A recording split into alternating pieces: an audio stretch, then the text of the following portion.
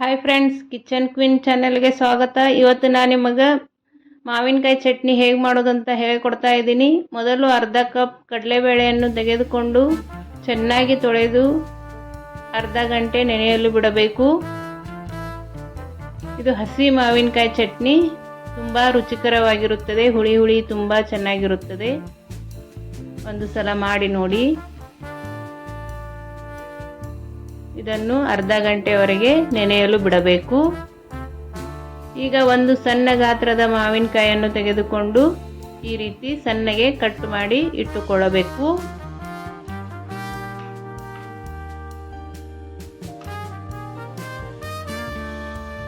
ಒಂದು ಮಿಕ್ಸಿ ಜಾರನ್ನು ತೆಗೆದುಕೊಂಡು ಅದಕ್ಕೆ 1 ಸ್ಪೂನ್ ಜೀರಿಗೆಯನ್ನು ಹಾಕಿಕೊಳ್ಳಬೇಕು.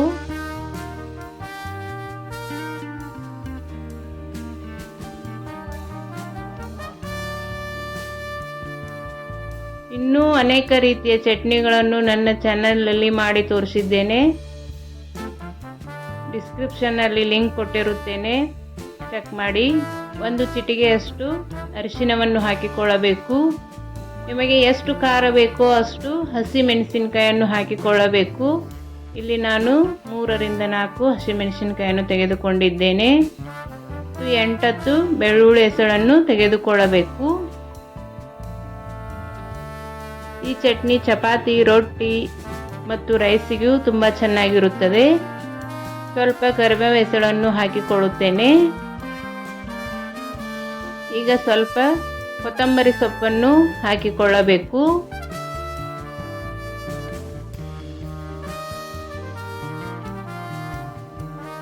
ನಿಮಗೆ ಜಾಸ್ತಿ ಹುಳಿ ಬೇಕೆಂದರೆ ಜಾಸ್ತಿ ಮಾವಿನಕಾಯಿಯನ್ನು ಹಾಕಿಕೊಳ್ಳಬಹುದು.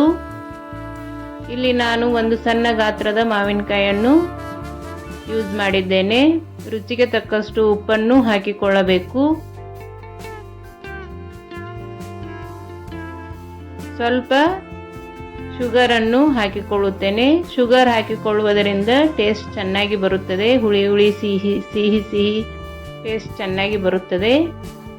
ಈಗ ಕಟ್ ಮಾಡಿ ಇಟ್ಟುಕೊಂಡಿರುವ ಒಂದು ಮಾವಿನಕಾಯಿಯನ್ನು ಸೇರಿಸಿಕೊಳ್ಳುತ್ತೇನೆ. ಸೇರಿಸಿಕೊಂಡು ಮಿಕ್ಸಿ ಮಾಡಿಕೊಳ್ಳಬೇಕು. ಸ್ವಲ್ಪ ತರಿಯಾಗಿಯೇ ಮಿಕ್ಸಿ ಮಾಡಿಕೊಳ್ಳಬೇಕು. ಈ ರೀತಿ ತರಿಯಾಗಿ ಮಿಕ್ಸಿ ಮಾಡಿಕೊಳ್ಳಬೇಕು.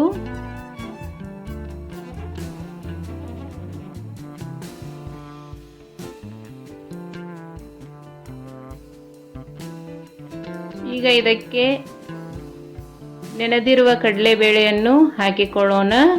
ಅರ್ಧ ಗಂಟೆ ನೆನೆಸಬೇಕು.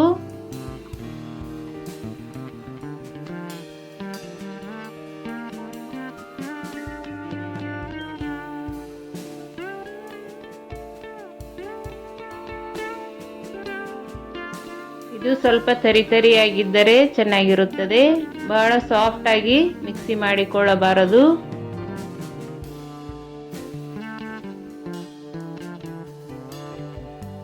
ಈಗ ಇದನ್ನು ಮಿಕ್ಸಿ ಮಾಡಿಕೊಳ್ಳೋಣ.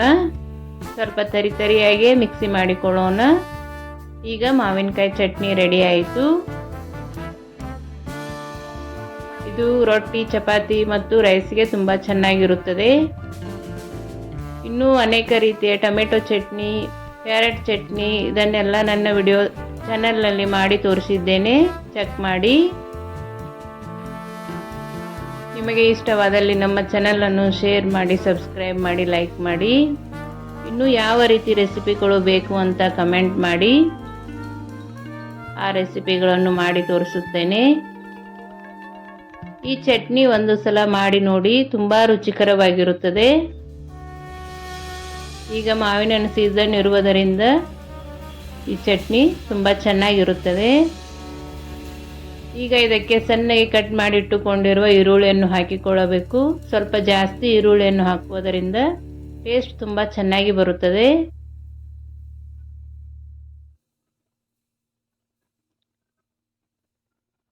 ಈಗ ಮಾವಿನಕಾಯಿ ಚಟ್ನಿ ರೆಡಿ ಆಯಿತು. ನಿಮಗೆ ಇಷ್ಟವಾದಲ್ಲಿ ನಮ್ಮ ಚಾನಲನ್ನು ಶೇರ್ ಮಾಡಿ, ಸಬ್ಸ್ಕ್ರೈಬ್ ಮಾಡಿ, ಲೈಕ್ ಮಾಡಿ. Thank you.